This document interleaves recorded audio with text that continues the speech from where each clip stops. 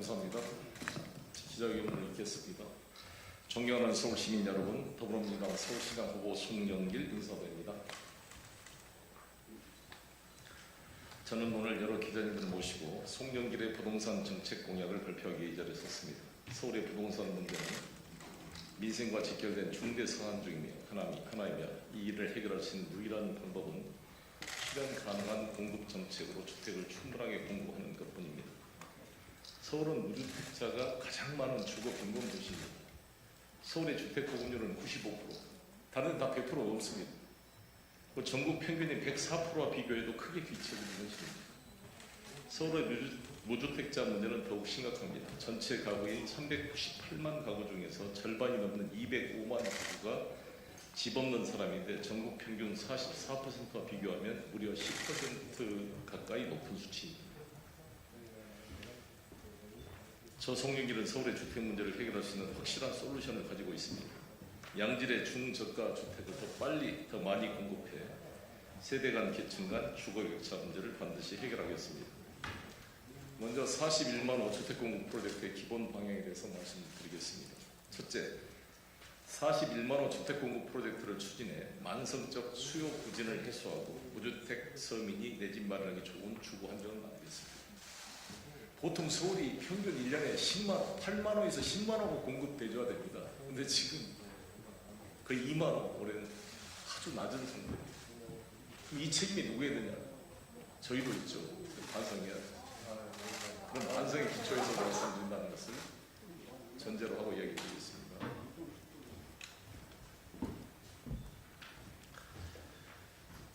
둘째로 상대적으로 낙후된 서울 서북부 중심부와 동북부 지역의 첨단 산업을 조성해 내 집 마련과 함께 일자리가 늘어나는 주거 정책을 강력하게 추진하겠습니다. 그러니까 직장과 주거를 결합시켜서 출퇴근 시간의 비용을 줄이고 바로 근접하는 컴팩트한 시티를 지향해 가겠다는 취지입니다. 셋째, 공공주도 신속개발로 주택 공급을 대폭 늘려 현재 9% 수준에 불과한 임대주택 비중을 2030년까지 20%까지 확대하겠습니다. 넷째, 살면서 내 집 마련이 가능한 분양 전환형 주택을 대폭 늘려 임대 위주의 주택 공급 믹스를 재정비하겠습니다. 이를 위해 반값 임대료 수준의 누구나 집을 대규모로 공급해 무주택 서민의 내 집 마련의 기회를 확대하겠습니다. 이 네 번째가 송영길의 오세훈 후보와 윤석열 정부와의 핵심적 차이가 바로 이 네 번째라는 것을 기자 여러분께 다시 한번 강조하겠습니다. 왜냐하면 공급이 아무리 확대되더라도 여기 계신 기자 여러분들도 현금이 없으면 살 수가 없습니다. LTV 투기지역 50%, 조정지역 60% 됐던 거를 제가 당대표 때 90%까지 올리자 했더니 정부 홍남기 부총리가 해서 10%씩 올렸던 거 기억나시죠? 60%, 70%. 인수위가 80%까지 생애 첫 주택 하겠다 그러지만 소득 수준 따지고 그러면 대상이 별로 안 됩니다. 그리고 서울은 9억 이상의 아파트는 허그가 주택도시공사가 중도금 보증을 안 해줍니다. 그러면 강북의 평균 아파트 가격이 9억이고 강남은 20억인데 결국 이것은 그림의 떡이 될 수밖에 없고 현금이 있지 않으면 대출받아서 사기가 어려운 구조입니다. 이에 대한 문제를 해결하지 못했기 때문에 서울이 주택 공급을 하더라도 주택 보급 자가 보유율이 44%로 전국에서 최저인 이유가 이것 때문입니다. 어떻게 해결할 거냐?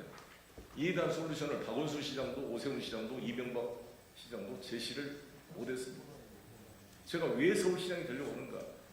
바로 여기 계신 기자분들, 우리 화이트 칼라들, 청년들, 세대들이 자기 집값의 10%만 있으면 기존 임대료의 반값으로 살다가 10년 뒤에 최초의 분양가격으로 살 권리를 가지고 있기 때문에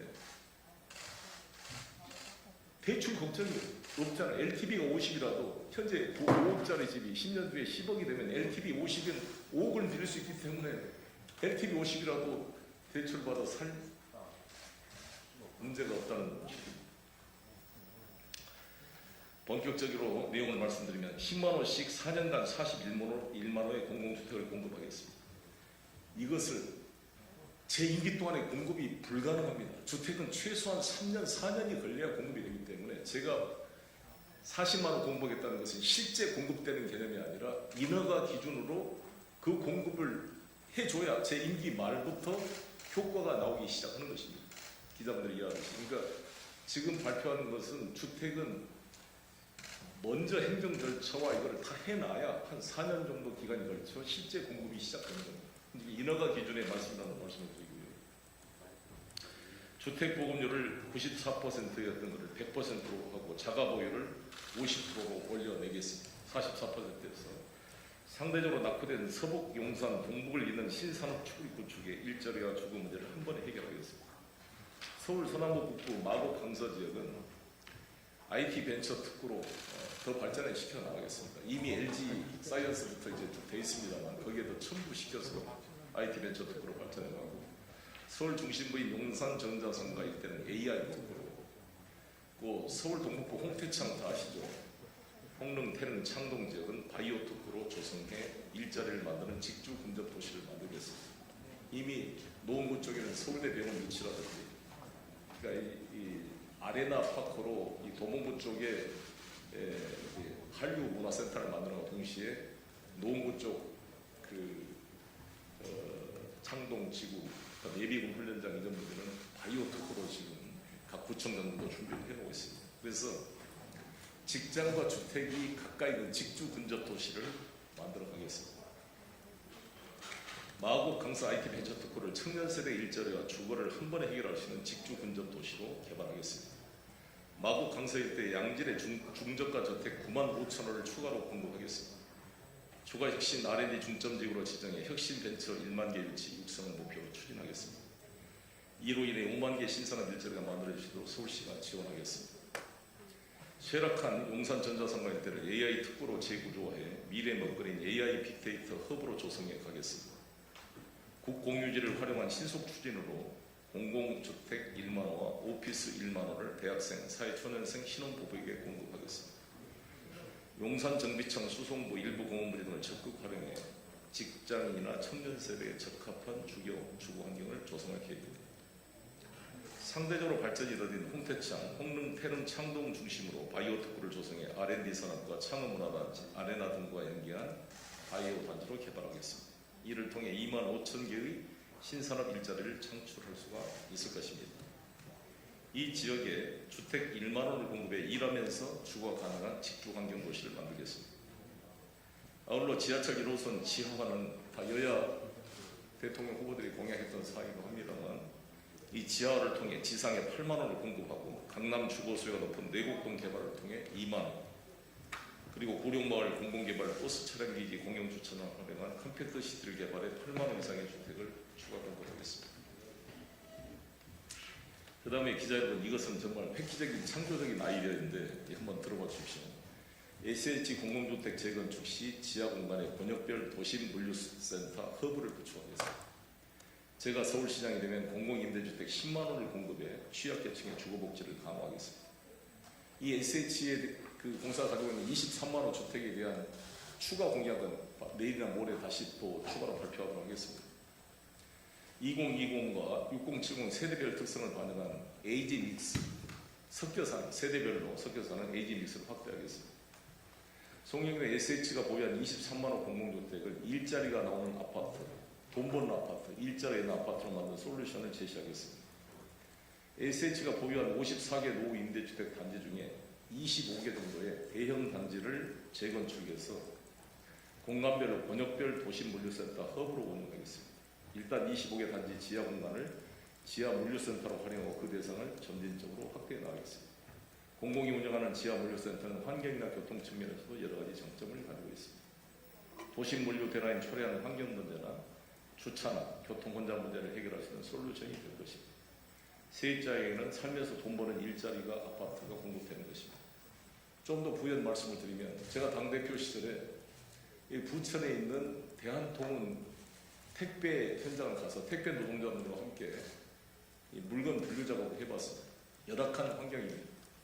이 천장에 선풍기 하나 돌아가는데 땀을 목욕을 하면서 산더미처럼 쌓여있는 택배를 콤비어로 분류하는 노동자들과 함께 1시간 일을 해봤는데 정말 힘듭니다. 물어보니까 좋은 시설 유치한 공간이 있어야 되는데 갈수록 물류 공간을 서울 도심에서 찾기가 어려우니까 부천, 안양 이런 데 밀려나는데 경기도 파주 이런 데로 더 밀려납니다. 그러면 도심까지 배달하는데 시간이 엄청 들고 최근에는 밀키트라고 해서 사실상 식사 바로 데우기만 하면 먹을 수 있는 이런 밀키트 이제 배달이 늘어나는데 이거는 냉동 차량으로 이동을 해야 되는데 이게 2시간, 1시간 반 이렇게 걸리면 비용도 많이 들고 이 택배 노동자들의 일들이 어려워집니다.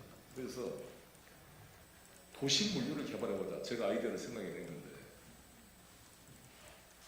SH가 가지고 있는 노후 단지 중에 20년 이상 된 노후 단지 중에 도심에 가까운 데를 지하를 개발해서 지하에다 물류센터를 유치하려고 합니다. 그러면 거기에 우리 대한통운이나 뭐 쿠팡 같은 데다가 이걸 대여하면 우리 일단 SH 수익이 늘어나고요. 거기서 바로 도심의 근거리에 바로바로 물류가 통과되면서 물류의 그 거리와 시간을 완전히 단축시켜서 비용을 절감할 수가 있습니다. 그리고 그 임대 아파트에 사는 사람들에게 일자리를 줄 수가 있어요. 그래서 실제 일자리도 없고 도심 물류에 대한 획기적인 개선의 기회를 만들겠다는 게 제 구설입니다. 이로 인해서 발생한 수익들. 제가 서울시장 후보로서 지난 어버이날 65세 이상 어르신들이 지금은 지하철만 무료인데 마을버스, 시내버스는 무료가 아닙니다. 그래서 제가 마을버스부터 1단계로 무료화시키고 마을버스가 지금 900원이죠. 무료화시키고 2단계로 시내버스를 무료하겠다. 근데 이렇게 말하면 제 아들도 그런 얘기를 해요. 그 아빠 돈이야? 왜 이렇게 막 퍼주는 거야? 이렇게 반문할 수가 있고 청년들이 불만을 할 수가 있어서 저는 인천시장 때부터 기본 철학이 국민 세금 나눠주는 행정은 누구나 할 수 있다. 이런 생각 때문에 창조적 아이디어로 재원을 만들 연구를 해왔습니다. 그래서 이것도 서울시 일반 회계에 돈을 쓰지 않고 부동산 개발 얘기나 빅데이터를 이용한 새로운 산업, 위치 정보를 위한 산업 등을 개발해서 수익 모델을 만들었습니다. 이를 통해 이 재원을 마련했다는 말씀을 드리고 그 중에 하나도 이러한 지하 물류센터 개발에 들어간다는 말씀을 드리겠습니다. 누구나 집은 임대주택이 아니면 집값의 10%만 내면 10년 동안 저렴하게 살다가 최초의 확정 분양가로 내 집 마련이 가능한 분할 전환형 주택입니다. 세입자는 반값 아파트 수준의 임대료를 내며 살다가 내 집을 마련할 수 있는 획기적인 주거 모델인 것입니다. 이거를 가능케 하는 것이 누구나 주택 보증 시스템입니다. 임차인은 누구나 신용등급에 따른 금리 차별이 없이 1등급 금리로 자금을 조달하기 때문에 월세 주거비용을 현저하게 낮출 수 있습니다. 기업이 개발이익을 독점하는 뉴스테이와 달리 누구나 집은 집값 상승분을 임대인과 임차인이 나누는 구조입니다. 분양 전환 시 집값이 떨어지면 임대료 계속 내고 살 수 있습니다. 집을 사는 게 의무조항이 아니라 옵션입니다. 선택할 수가 있는 것입니다. 제가 서울시장이 되면 누구나 집 2만 원을 속도감 있게 공급해 무주택 실소유자의 내 집 마련 문턱을 확실하게 낮추겠습니다. 이를 위해 SH공사가 취급하지 않았던 분양 전환주택을 신사업으로 추가해 공공영역에서부터 민간 분양 아파트에 주문하는 양질의 누구나 집을 공급하겠습니다. 제가 문재인 후보님 총괄 선대본부장 때부터 누구나 집을 하자고 강력히 제안했는데 당시 김수현 정책실장이나 김상조 실장이나 김현미 장관께서 잘 이해를 못했습니다. 그래서 이게 채택이 안 됐습니다. 안타깝게 설명해도 잘 듣지를 않았습니다. 제가 당대표가 돼서 나서 문재인 대통령과 청와대 첫 오찬을 할 때 대통령에게 말씀을 드렸더니 대통령께서 옆에 대서관 유현미 실장님한테 이 송영길 대표가 말한 누구나 집이 어제 오늘 한 이야기가 아닙니다. 기억이 나셨던 것 같아요. 내가 선거 때도. 유현미 씨한테 검토해보세요. 이렇게 말씀을 주셔서 그제서야 국토부가 움직여가지고 아시다시피 지난 제가 당대표 시절 문재인 정부 말기 때 1만호 시범 사업이 국토부에 채택이 돼서 홍남기 부총리가 발표를 했고 지금 사업자가 선정이 돼서 사업이 추진되고 있습니다. 주로 경기도 이론에 시흥을 비롯한 기자분들 아실 겁니다. 그게 확정 분양가형 공공지원 분양형 임대아파트입니다. 그러니까 지금 누구나 집을 풀었으면 그렇게 되는 거죠. 확정 분양가. 그래서 기자분들이 질문했습니다. 그러면 누가 이익이 안 나오는데 어떤 사업자가 들어오겠는가? 이미 사업자가 경쟁을 해서 다 들어왔습니다. 그렇게 또 이익이 남는다는 거예요. 그리고 이것은 제가 생각한 누구나 될건 약간 차이가 있는데 저는 보다 완벽한 형태로 제가 서울시장이 되면 SH 사장을 임명할 지휘 감독 기관으로 제가 이거 이니셔티브를 갖기 때문에 보여드리겠습니다. 어떤 모습으로 보여줄지.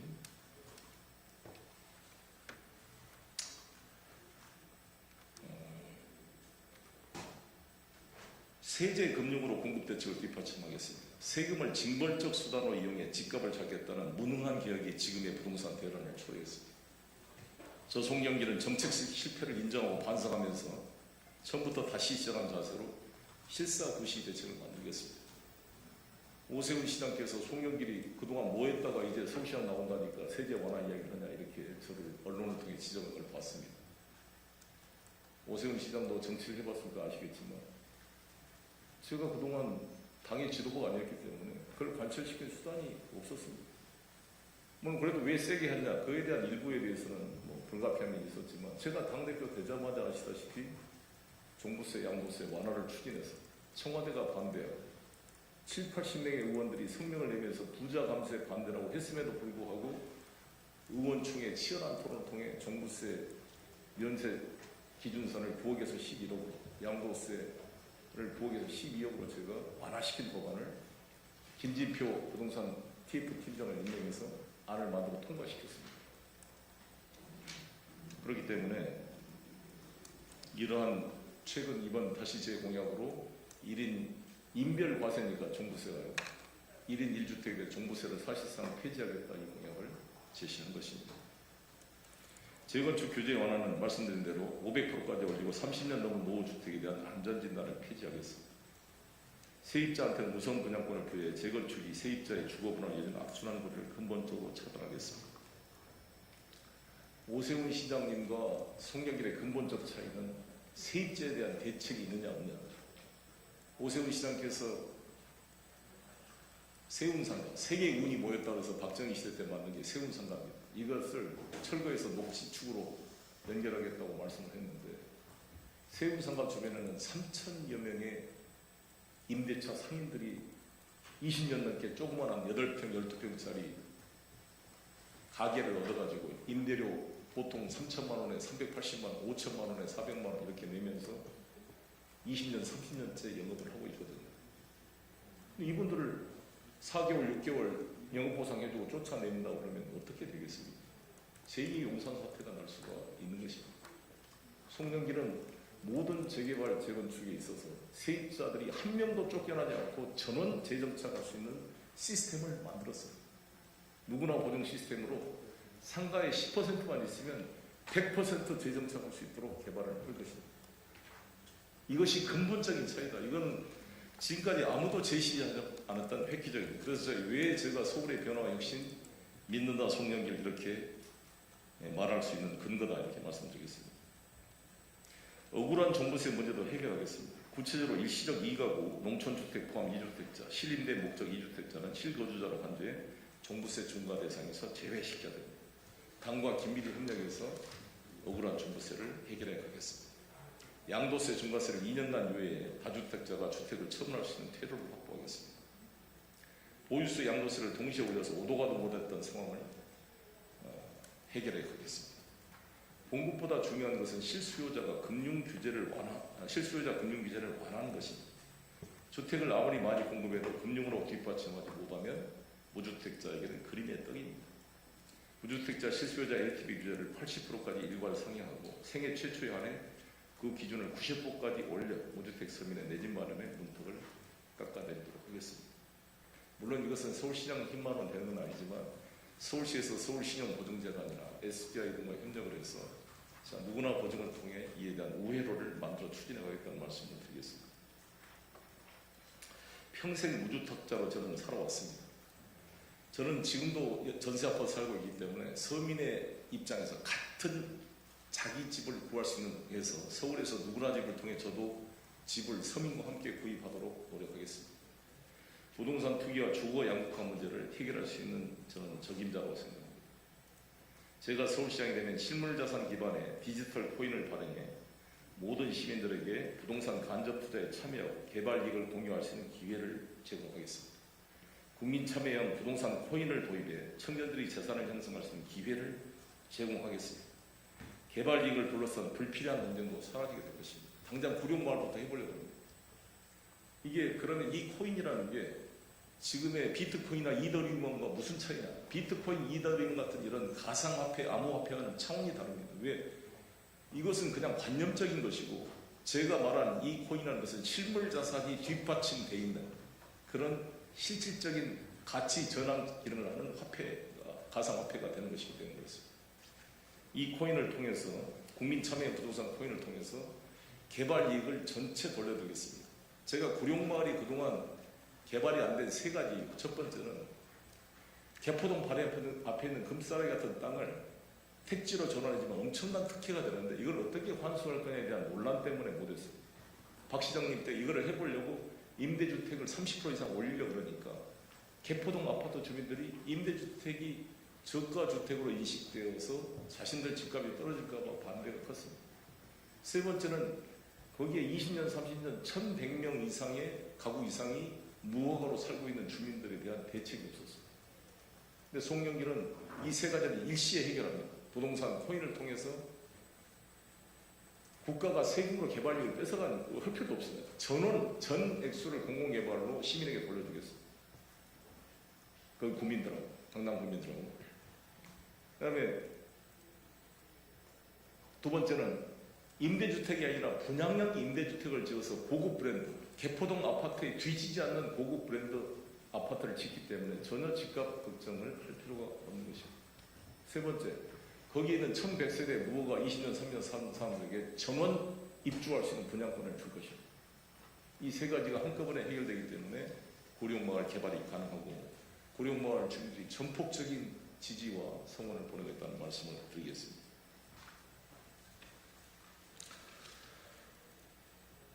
제가 이게 마무리 말씀을 드리면 선거 때 후보자들이 선거에 당선하기 위해서 자기 걸로 체화되지 않는 공약을 많이 발표하는 경우가 있지만 당선되고 나면 결국 자신이 체화하고 자기가 잘하고 싶은 것 우선으로 합니다. 윤석열 당선 지금 대통령께서 후보 시절에 여러 가지 공약을 막 했지만 당선되자마자 그냥 일시적으로 차용한 공약들은 다 내팽개치고 있습니다. 소상공인 200만 원 병사 월급, 여가부 폐지 뭐 다 떨어지고 자신이 하고 싶은 건 용산 이전부터 제일 먼저 집무실 이전부터 하고 있는 것입니다.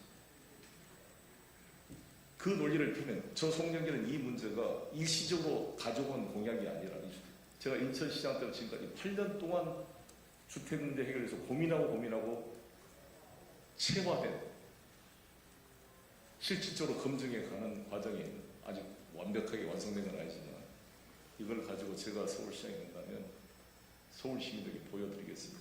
집 주인도 개발돼서 좋고 임차인도 쫓겨나지 않고 청년과 무주택 서민에게 자기 집을 LTV 50% 이하로 할지라도 자기 집을 가질 수 있는 사다리를 보여드리겠습니다. 이상으로 발표를 마치겠습니다. 감사합니다.